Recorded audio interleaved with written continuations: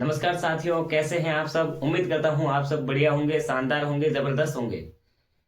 TDP the dream point के digital YouTube channel पर जुड़े हुए सभी प्यारे साथियों का हार्दिक स्वागत व अभिनंदन है। देखिएगा, आज सोइल साइंस की आपकी अगली क्लास में हम पढ़ेंगे जहां से हमने छोड़ा था। आज हम मृदा की विशेषताओं से शुरू करेंगे और क्लास की शुरुआत प्रतिदिन की तरह ही मोटिवेशनल शायराना अंदाज में होगी, क्योंकि कहते हैं कि कोशिश करो हल निकलेगा, आज नहीं तो कल निकलेगा। कोशिश कीजिए हल निकलेगा, आज नहीं तो कल निकलेगा। अर्जुन के तीर सा सद, मरुस्थल से भी जल निकलेगा। मेहनत कर पौधों को पानी दे, बंजर जमीन से भी फल निकलेगा। तो बिल्कुल मेरा यही मानना है कि निरंतर प्रयास, क्या सर, निरंतर प्रयास ही व्यक्ति को सफल बनाते हैं। निरंतर प्रयास क्या करते हैं, व्यक्ति को सफल बनाते हैं। तो आपको लगातार डटे रहना है। यूं नहीं कि आज 2 पेज पढ़ लिए फिर 2 दिन तक कुछ नहीं पढ़ना, ऐसा नहीं चलेगा। ठीक है, तो बिल्कुल जुड़े हुए सभी प्यारे साथियों का एक बार पुनः हार्दिक स्वागत व अभिनंदन। पहले देखिएगा, हम कोई रिवीजन करते हैं सोइल में अभी तक हमने क्या क्या पढ़ा है। सबसे पहले देखा था ये सोइल है सोलम शब्द, ये सोइल है लैटिन भाषा का सोलम शब्द। भाई ये जो सोइल शब्द है वो लैटिन भाषा के सोलम शब्द से मिलकर बना है और इसका अर्थ होता है फ्लोर अथवा फर्श। क्या अर्थ होता है, फ्लोर अथवा फर्श अथवा सतह। यही तो बात की थी। फिर हमने इसकी परिभाषा देखी थी। क्या देखी थी सर, परिभाषा। ये एक फ्री विंग में प्राकृतिक गतिशील पिंड है, ठीक है, और कार्बनिक अकार्बनिक पदार्थों व सूक्ष्म जीवों के भीतर पाया जाता है। ये भी तो हमने कहा था भाई, कार्बनिक पदार्थ और अकार्बनिक पदार्थ, सूक्ष्म जीव इत्यादि इसमें पाए जाते हैं। ठीक है, इसके बाद हमने एक योजना की बात की थी, MSCY मृदा स्वास्थ्य कार्ड योजना। 19 फरवरी 2015 को हमने कहा था भाई इसका शुरुआत। ठीक है, फिर हमने कहा कि इसकी थीम रखी गई थी स्वस्थ धरा खेत हरा। स्वस्थ धरा तो खेत हरा, स्वस्थ धरा खेत हरा। प्रधानमंत्री नरेंद्र मोदी द्वारा 19 फरवरी 2015 को शुरुआत हुई। ठीक है, इसी प्रकार हमने कहा था भाई 2014 को, इसको सर 2014 को FAO रोम फूड एग्रीकल्चर ऑर्गेनाइजेशन, रोम मतलब रोम इटली में स्थित है ना, रोम इटली, इसके द्वारा 2014 को विश्व मृदा वर्ष घोषित किया गया था, अंतरराष्ट्रीय मृदा वर्ष घोषित किया गया था। बोलो ना सर, हम कैसे बोले, भले ही कहीं भी हो लेकिन बोलते तो मैं आपको सुन रहा हूँ, भले लाइब्रेरी में हो, घर पे हो, जहां से मुझे सुन रहे हो वहां से जैसे जैसे मैं रिपीट करने का बोलता हूँ रिपीट करो, मैं आपको सुन रहा हूँ। यस, 2014 को FAO रोम द्वारा विश्व मृदा वर्ष घोषित किया गया। अब एक अगला प्रश्न बनता है, 5 दिसंबर को कौन सा दिवस है सर। तो 5 दिसंबर को है मृदा दिवस, विश्व मृदा दिवस। सर 3 दिसंबर को कौन सा है, कृषि शिक्षा दिवस है, एग्रीकल्चर एजुकेशन डे। और कृषि में महिला योगदान दिवस कब है सर, 4 दिसंबर को है। कब है सर, 4 दिसंबर। 23 दिसंबर को किसान दिवस है। ठीक है, इस बात का ध्यान रखना है। और एक बार क्विकली मैं दिवस बोलूं तो क्या होगा, 28 फरवरी विज्ञान दिवस है ना, 8 मार्च महिला दिवस, 15 मार्च उपभोक्ता दिवस, 21 मार्च वन दिवस, 22 मार्च जल दिवस, 23 मार्च विश्व मौसम विज्ञान दिवस, 30 मार्च राजस्थान दिवस, 7 अप्रैल स्वास्थ्य दिवस। इसी प्रकार हमने बात की थी। ठीक है, 21 जून को योगा दिवस। ठीक है, 26 जून को राष्ट्रीय दुग्ध दिवस और संविधान दिवस। इसी प्रकार हमने तमाम उन दिवस की बात की थी जो इंपॉर्टेंट थे। इसके बाद हमने बात की थी कि 2015 को अंतरराष्ट्रीय है ना, बिल्कुल यही तो मैंने आपको बताया, 2014 को अंतरराष्ट्रीय मृदा वर्ष घोषित किया गया था। इसके बाद आप देखिएगा, ठीक है, इसकी थीम क्या रखी गई थी। 2014 को तो FAO रोम द्वारा और 2015 को भी अंतरराष्ट्रीय मृदा वर्ष के रूप में जाना जाता है। और इसकी थीम, अंतरराष्ट्रीय मृदा वर्ष की थीम आपसे पूछी जाती है, इंपॉर्टेंट है। ठीक है, तो वो थीम क्या थी, मृदा स्वस्थ जीवन स्वस्थ। यदि सोइल हेल्दी है तो लाइफ भी क्या होगी, हेल्दी। यानी कि मृदा स्वस्थ तो जीवन स्वस्थ। बोलो ना, मृदा स्वस्थ तो जीवन स्वस्थ। आपको पूछा जाएगा अंतरराष्ट्रीय मृदा वर्ष 2015 या 2014 के अनुसार जो है इसकी क्या थीम रखी गई, तो आप कहोगे मृदा स्वस्थ तो जीवन स्वस्थ। और स्वस्थ धरा खेत हरा, धरा मतलब धरती, स्वस्थ धरा खेत हरा किसकी थीम है, मृदा स्वास्थ्य कार्ड योजना की। MSCY जो है मृदा स्वास्थ्य कार्ड योजना, इसमें कितने पैरामीटर की जांच की जाती है, 12 पैरामीटर की जांच की जाती है। ठीक है, इस बात का भी थोड़ा सा क्या रखना था, ध्यान रखना था। फिर मैंने कहा था भाई जो मृदा का परीक्षण करते हो, सोइल टेस्टिंग करते हो, मृदा परीक्षण हेतु मृदा के कणों का आकार जो मोस्ट इंपोर्टेंट है और आपसे पूछा जाता है, तो मृदा परीक्षण हेतु मृदा के कणों का आकार 2.0 mm से अधिक नहीं होना चाहिए। सॉरी कम नहीं होना चाहिए। ठीक है, मतलब मिनिमम अगर आप सोइल टेस्टिंग कर रहे हो तो मृदा के कणों का आकार मिनिमम कितना होना चाहिए, 2 mm। ये भी मैंने आपको बता दिया था। एक बार क्विक रिवीजन कर लेते हैं फिर आगे बढ़ते हैं।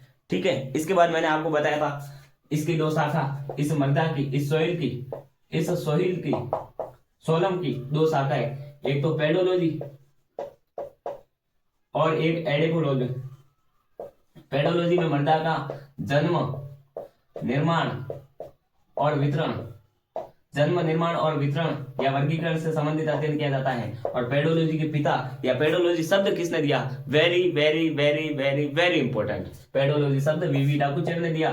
किसने दिया, वीवी डाकुचेर ने। और पेडोलॉजी का जनक अथवा मृदा विज्ञान का जनक, पूछ ले भाई पेडोलॉजी का जनक अथवा मृदा विज्ञान का जनक तो कौन है, वीवी डाकुचेर है। कौन है, वीवी डाकुचेर है। इस बात का थोड़ा सा क्या रखना था ध्यान। अब अगला प्रश्न क्या पूछा जाता है, मृदा का अध्ययन तो करना है, मृदा की स्टडी तो करनी है, लेकिन पादपों के संबंध में स्टडी करनी है। किसके संबंध में, पादपों के, मृदा का पादपों के संबंध में अध्ययन करना क्या कहलाता है, एडेपोलॉजी कहलाता है। बोलो ना, क्या कहलाता है, एडेपोलॉजी कहलाता है। कुछ इस प्रकार से हमने बात की थी। ठीक है, इसके बाद पहली क्लास में और क्या बात की थी, इसके बाद हमने मृदा निर्माण के कुछ कारक देखे थे। ठीक है, और मृदा गठन के यांत्रिक विश्लेषण, मृदा गठन का जब यांत्रिक विश्लेषण करते हैं, मृदा गठन का कौन सा विश्लेषण, यांत्रिक, यंत्रों वाला विश्लेषण करते हैं, तो उसमें कौन सा नियम का प्रयोग होता है, तो मृदा गठन के यांत्रिक विश्लेषण है तो एक नियम था जिसका नाम था स्टोक का नियम। क्या नाम था सर, स्टोक का नियम। तो मृदा गठन के यांत्रिक विश्लेषण है तो स्टोक के नियम का प्रयोग होता है। इसके बाद मैंने आपको बताया था कि मृदा यांत्रिकी के मुताबिक चट्टानों के भौतिक और रासायनिक अपक्षय से मृदा का निर्माण होता है। अकॉर्डिंग टू मृदा यांत्रिकी, अकॉर्डिंग टू मृदा यांत्रिकी, यस, मृदा यांत्रिकी के अनुसार जो मृदा है, जो सोइल है, इसका निर्माण कैसे होता है, ये बनती कैसे है, चट्टाने जो होती है ना, पहाड़े, अरे रॉक्स, इंग्लिश मीडियम वालों रॉक्स, ROCKS, रॉक्स, इन चट्टानों के भौतिक और रासायनिक विघटन या अपक्षय से, भौतिक और रासायनिक रूप से जब ये चट्टाने टकराती हैं, टूटती हैं, तो किसका निर्माण होता है, मृदा का। ये किसके अनुसार है, मृदा यांत्रिकी के अनुसार है। ठीक है, और सोइल केमिस्ट्री के अनुसार भी आप यही पढ़ते हो। अब आप देखिएगा मृदा निर्माण के कारक मैंने आपको बताया था तो मृदा निर्माण के कारक देखिएगा।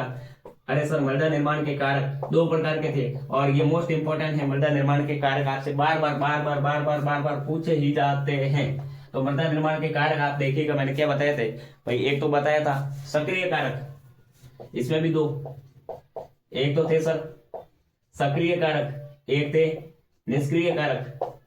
निष्क्रिय को अक्रिय भी कहते हैं।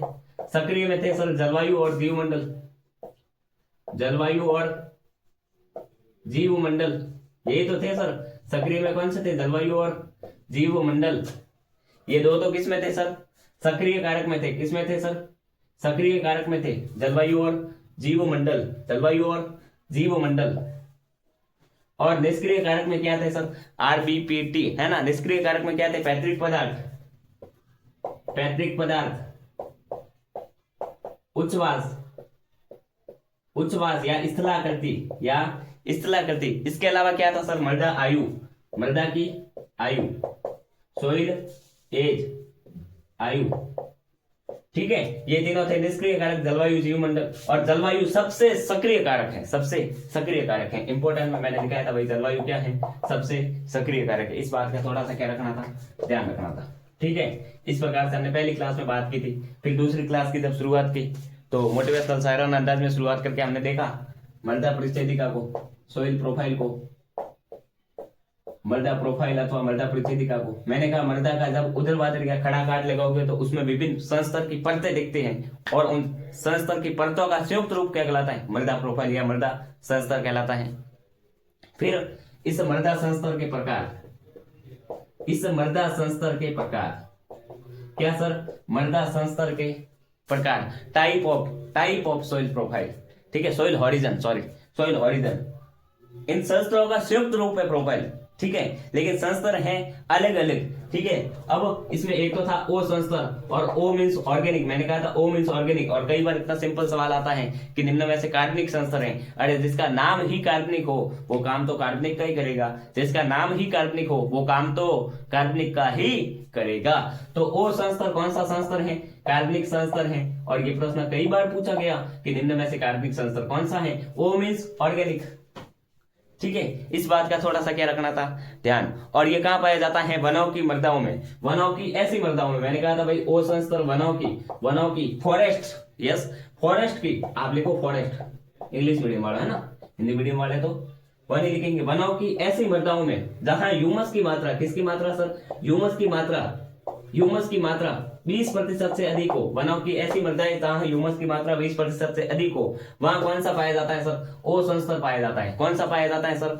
ओ संस्तर पाया जाता है। फिर आया था ए संस्तर, कौन सा आया था सर? ए संस्तर, ठीक है। और ए संस्तर में आप देखिएगा, इसको हमने कहा था एलुवियल संस्तर। क्या कहा था? एलुवियल संस्तर, खेती योग्य सभी कृषि मृदाओं में। तो मैंने कहा था भाई ए संस्तर, ए मीन्स एग्रीकल्चर याद रखो। ए मीन्स क्या याद रखना? ए मीन्स एग्रीकल्चर, ए मीन्स एग्रीकल्चर।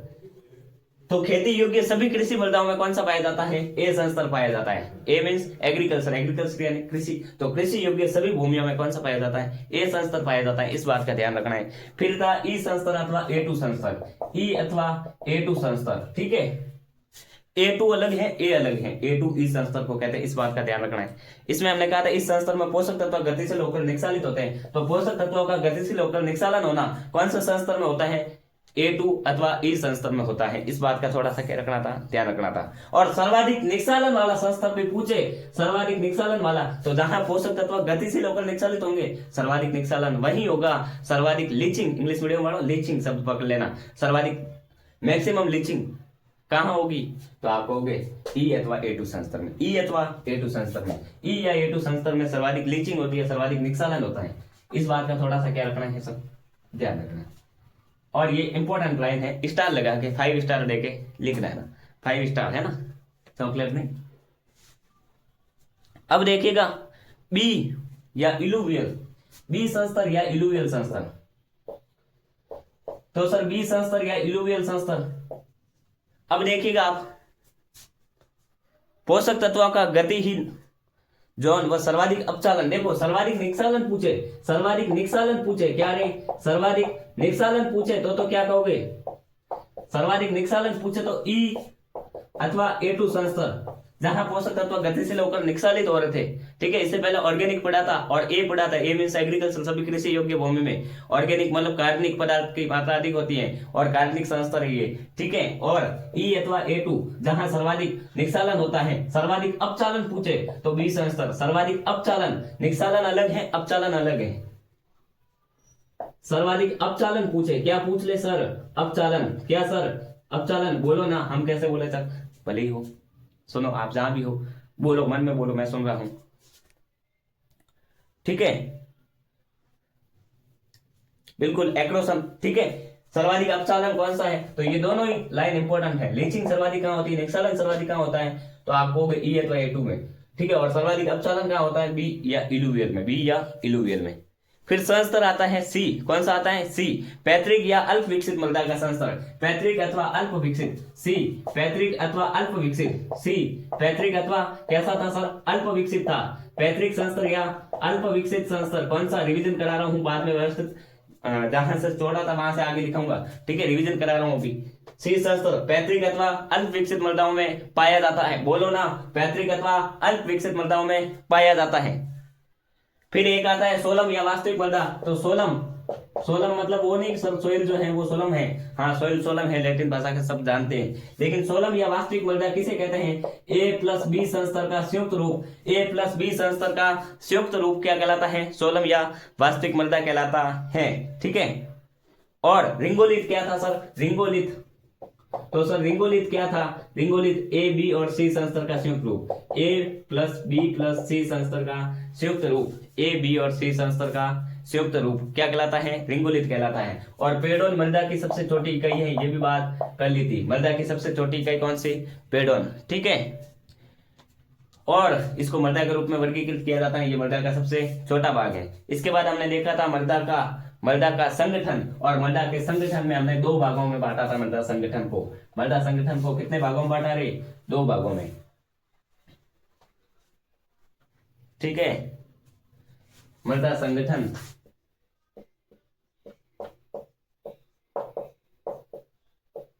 मृदा संगठन देखिएगा आप,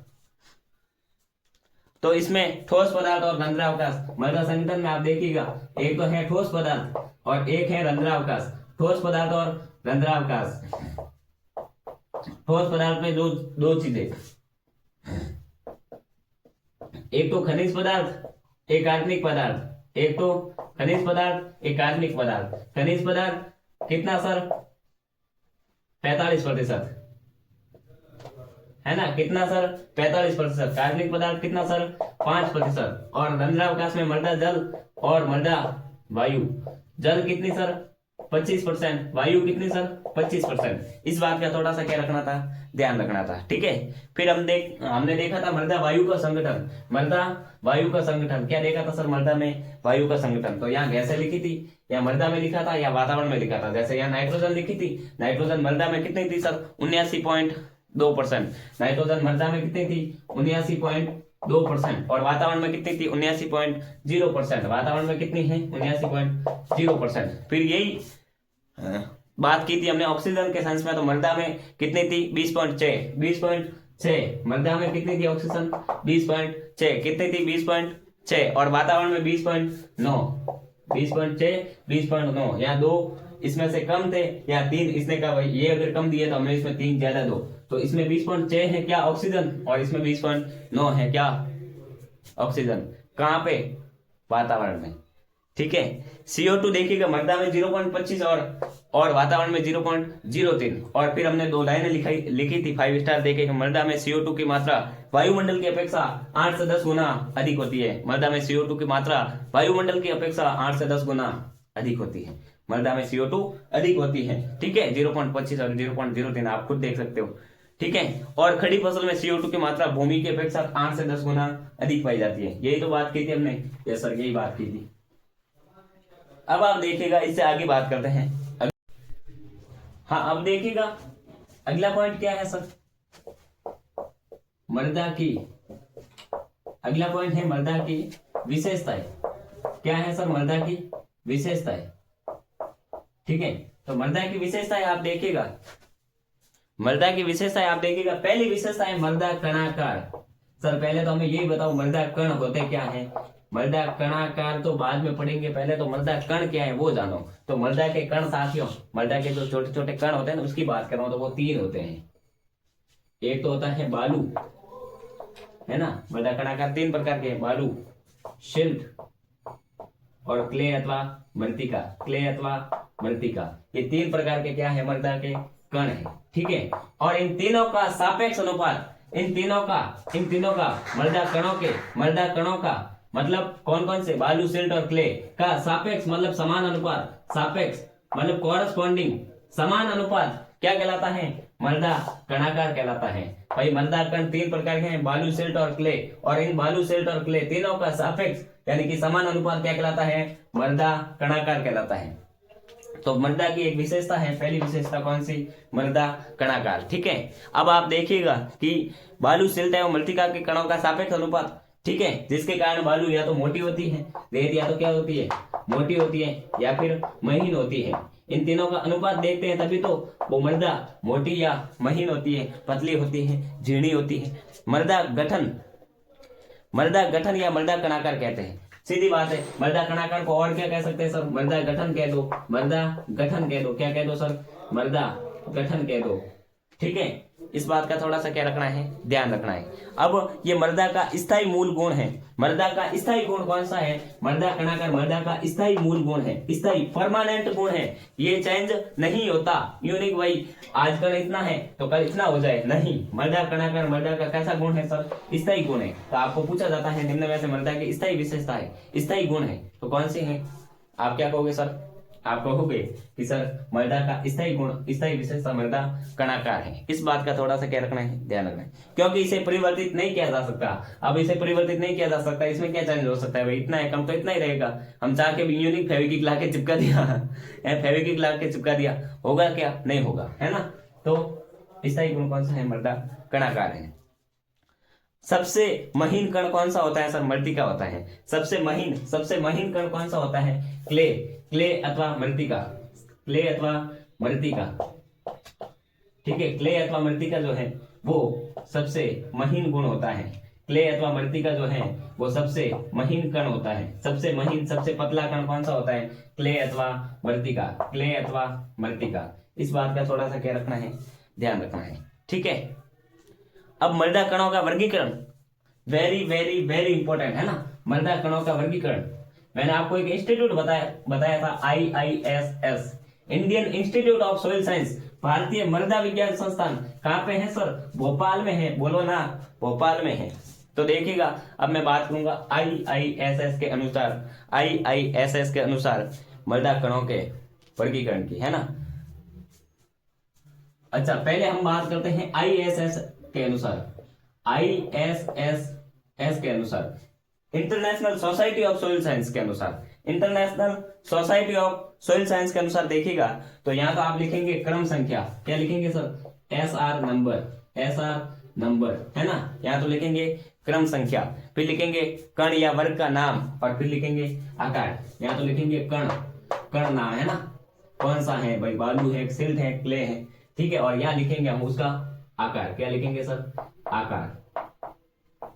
आप देखिएगा, अगर मैं बात करूं, सबसे पहले कौन सा सर, बालू, कौन सा सर, बालू, है ना। कंकड़ पत्थर की बात करो, चलो इससे भी पहले, बालू से भी पहले कंकड़ या पत्थर आता है जो सबसे ज्यादा होता है, कंकड़ या पत्थर देख लो। तो पत्थर या कंकड़ का आकार कितना होता है सर, पत्थर या कंकड़ का आकार 2 से अधिक, 2 mm से अधिक, 2.0 mm से अधिक, है ना, 2.0 mm से अधिक। या मैं mm में बात कर रहा हूं, ध्यान रखना है, सेंटीमीटर में नहीं कर रहा हूं, ठीक है। और ये होता है सर, फिर देखो बालू आता है, फिर सिल्ट आता है, फिर क्ले आता है। तो इसी प्रकार हम इसको लिख देते हैं मोटी बालू, महीन बालू, सिल्ट और क्ले। भाई बालू भी 2 प्रकार की है। इसके बाद सर बालू आता है, पत्थर के बाद बालू आता है, तो बालू 2 प्रकार की है।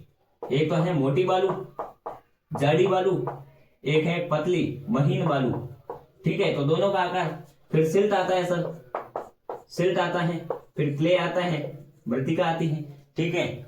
और क्ले मृदा पर ऋणावेश होता है, ये भी आपसे कई बार पूछा जाता है। अब आप देखिएगा, ये होता है 0.2 से 2.0, मोटी मृदा जो है, मोटी बालू है 0.2 से 2.0, फिर ये इसको यह लिख दो और एक और 0 लगा दो, 0.02 से 0.2, ठीक है। तो महीन बालू कितनी होती है, 0.02 से 0.2, है ना। और फिर सर इसको यहां लिख दो 0.02, है ना, और एक और 0 ऐड कर दो, 0.002 से, ठीक है। सिल्ट आ गई। अब लास्ट में जो बचा वो 0.002 mm से कम। और ये न जाने कितनी ही बार पूछा गया है, शायद सुपरवाइजर 2024 में भी पूछा गया, 2023 में, है ना। वेरी वेरी वेरी इंपॉर्टेंट कि क्ले मृदा का आवेश होता है, क्ले मृदा का आकार होता है, तो 0.002 mm से कम, ठीक है। और आपको कंफ्यूज करता है 002 में, 02 में, इसमें और इसमें, ठीक है। और ये आंसर रहता है राइट। 0.002 mm से कम किसका आकार होता है, क्ले मृदा का आकार होता है। इस बात का ध्यान रखना है, बहुत बार पूछा गया है ये, ठीक है। तो देखो, सबसे पहले कंकड़ पत्थर, फिर बालू, बालू 2 प्रकार की, मोटी और महीन, फिर सिल्ट और क्ले। तो कंकड़ पत्थर देखो 2 mm से अधिक है, बालू देखो 2 प्रकार की, मोटी और महीन, सिल्ट, क्ले। अब देखो कंकड़ पत्थर 2 mm से अधिक है, ठीक है। फिर इस 2.0 को यहाँ लिख दिया, है ना, और आगे एक 0 लगा दिया, 0.2 से 2.0, फिर इसको 0.02 से 0.2, 0.002 से 0.02, फिर इसको यहाँ लिख के इससे कम लिख दिया। क्लियर है क्या, ये कॉन्सेप्ट के माध्यम से आप याद रख सकते हो। अब आप देखिएगा, ये है international society of soil science के अकॉर्डिंग, है ना। और ये आपको बार बार पूछा ही जाता है। फिर अगला पॉइंट देखिएगा, बालू मृदा। एक एक मृदा की बात करनी होगी, मृदा कण की बात करनी होगी, क्योंकि बहुत ही डीपली प्रश्न पूछे जाते हैं इनसे। ठीक है, ये हल्की मृदाएं होती है। बालू मृदाएं कैसी मृदाएं होती हैं, आपको पूछा जाता है, तो बालू मृदाएं होती हैं हल्की मृदाएं। कैसी मृदाएं होती हैं? हल्की मृदाएं। कैसी मृदाएं होती हैं? हल्की मृदाएं होती हैं। ठीक है, और ये मृदा मूंगफली, आलू आदि के लिए उपयुक्त है। हल्की मृदा है। कैसी मृदा है? ये हल्की मृदा है। और मूंगफली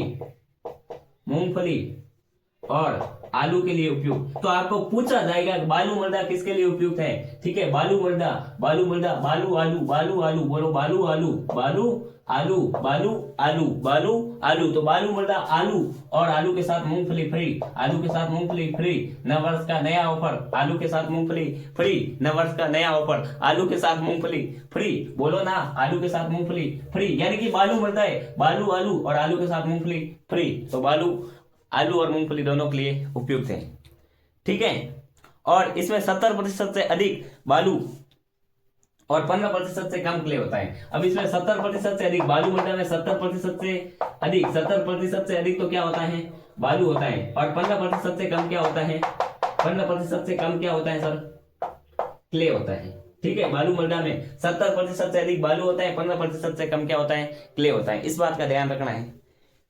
कण मोटे व बड़े पोरस्फेरा के कारण जल धारण क्षमता बहुत कम होती है। और कण इसके कैसे होते हैं सर? मोटे होते हैं, मोटे और बड़े होते हैं। पोरस्फेरा के कारण जल धारण क्षमता बहुत कम होती है। इनकी जल धारण क्षमता पोरस्फेरा के कारण, बालू मृदा की जल धारण क्षमता पोरस्फेरा के कारण, किसके कारण? पोरस्फेरा के कारण इनकी जल धारण क्षमता, पोरस्फेरा के कारण इनकी जल धारण क्षमता, हाँ सर, बहुत कम होती है। क्या होती है? बालू मृदा की बहुत कम होती है। क्या सर? जल धारण क्षमता। किसके कारण? पोरस्फेरा के कारण। किसके कारण? पोरस्फेरा के कारण, है ना। अब आप देखो, बालू मृदा यदि पतली या महीन है तो गैप होगा, और उस गैप की वजह से, ठीक है, उस गैप की वजह से जो है उसको पोरस्फेरा कह दो आप। इसकी वजह से इसकी जल धारण क्षमता, जल रोकने की क्षमता कम है। ठीक है, फिर अगली आती है सिल्ट मृदा। कौन सी आती है? सिल्ट मृदा। कौन सी आती है सर? सिल्ट मृदा। सिल्ट मृदा में आप याद रखोगे कि इसमें 80% से अधिक सिल्ट और 12% से कम क्या होती है? क्ले होती है। तो 80% से अधिक तो क्या है? 80% से अधिक तो क्या है सर? सिल्ट है। हाँ, 80% से अधिक तो क्या है? सिल्ट है। 12% से कम क्या है? क्ले है। भाई 80% से अधिक तो क्या है? सिल्ट है। 12% से कम क्या है? क्ले है। और वो कौन सी मृदा है? सिल्ट है। कौन सी है? सिल्ट है। और ये मध्यम कणों वाली फसलों की अच्छी उपज होती है। ठीक है, फसलों की उपज अच्छी होती है, ये मध्यम कणों वाली। तो आपको पूछा जाए मध्यम कणों वाली मृदा कौन सी है? मध्यम कणों वाली मृदा होती है सिल्ट मृदा। कौन सी? सिल्ट मृदा। और इससे फसलें जो हैं, अच्छा, फसलों की अच्छी उपज होती है। फसलों की अच्छी उपज, फसल की अच्छी उपज के लिए मध्यम आकार के कण चाहिए, और वो होगी सिल्ट मृदा में। किसमें? सिल्ट में। तो बीच में है भाई, 3 है, देखो, बालू, सिल्ट और क्ले। तो सिल्ट बीच में है तो मध्यम आकार के कण है। सिल्ट बीच में है तो मध्यम आकार के कण है, और मध्यम आकार के कण है तो मीडियम साइज सबको पसंद है। यानी कि फसल की अच्छी उपज के लिए मीडियम साइज वाले कण जो सिल्ट में पाए जाते हैं वो बढ़िया रहते हैं। बोलो ना, बढ़िया रहते हैं। 80% सिल्ट और 12% से कम क्या होता है? क्ले। ठीक है, अब आप देखिएगा तीसरी दोमट मृदाएं। कौन सी सर? दोमट मृदाएं। एक और बीच में याद रखोगे, दोमट मृदाएं। और दोमट मृदाएं भी इंपॉर्टेंट है। आप कहोगे इसमें बालू, सिल्ट और क्ले की मात्रा लगभग समान होती है। इसमें बालू, सिल्ट और क्ले तीनों की मात्रा क्या है सर? समान है। बालू, सिल्ट और क्ले की मात्रा समान किस में होती है? वो होती है दोमट में। दोमट में बालू, सिल्ट और क्ले की मात्रा क्या होती है? समान होती है। दोमट में बालू, सिल्ट और क्ले की मात्रा क्या होती है? समान होती है। इस बात का थोड़ा सा क्या रखना है? ध्यान। और लगभग समान होती है। अच्छे जल धारण क्षमता वाली मृदा फसल उत्पादन की दृष्टि से सर्वोत्तम। तो फसल उत्पादन के लिए सर्वोत्तम, देखो, अच्छी पूछे तो कौन सी सर? अच्छी पूछे तो सिल्ट मृदा, लेकिन सर्वोत्तम पूछे फसल उत्पादन हेतु सर्वोत्तम, फसल हेतु सर्वोत्तम कौन सी सर? दोमट। क्यों सर? मीडियम साइज की है, वो भी तो अच्छी है। हाँ, मीडियम साइज वाली अच्छी है, लेकिन जिसमें बालू, सिल्ट और क्ले तीनों समान है, तीनों को इक्वल रखेगा वो बेस्ट है। तीनों को इक्वल रखेगा वो बेस्ट है, सर्वोत्तम, है ना। सर्वोत्तम मृदा, फसल हेतु सर्वोत्तम मृदा। ठीक है, इस बात का थोड़ा सा क्या रखना है? ध्यान रखना है। फिर एक आती है मृतिका, क्ले मृदा, मृतिका अथवा क्ले मृदा। तो मृतिका में आप देखिएगा